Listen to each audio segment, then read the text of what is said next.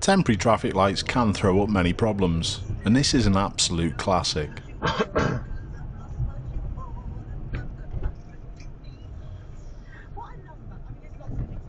The first issue that we've got is getting close enough to the temporary light so they recognise that you're there, but without blocking the entrance. And I think SmilerBob got this one absolutely spot on.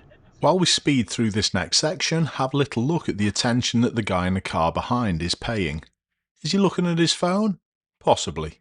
If he had been paying more attention, perhaps he wouldn't be so impatient later on in the clip.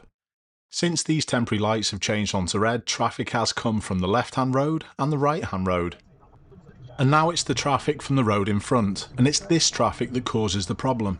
And it's linked to the traffic lights that are behind, that have just changed onto red. Temporary traffic lights are obviously totally separate of the main traffic light system.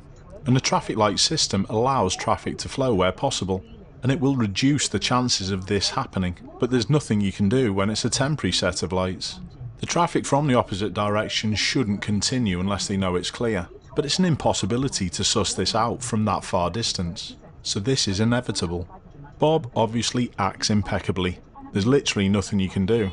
But look at the guy behind. Where can I go? You can now see what I was saying about the guy behind in his car and his lack of perception.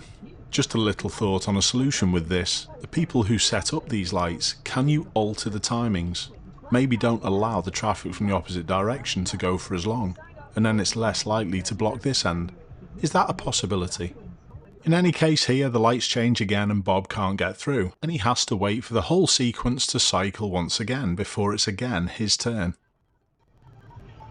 Is the same situation going to happen for the second time?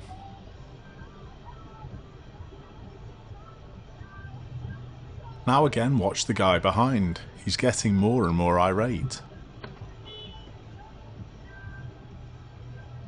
Where can I go? Luckily the traffic lights behind are at a slightly different stage of their cycle, so they allow the traffic to flow a little quicker, and Bob's able to get through. Hopefully the guy behind in his private hire watches this clip, and now has a little more understanding of how this situation developed. And hopefully next time he'll copy the behaviour of ironically the person who he was shouting at. Keep safe everyone, I'll see you soon.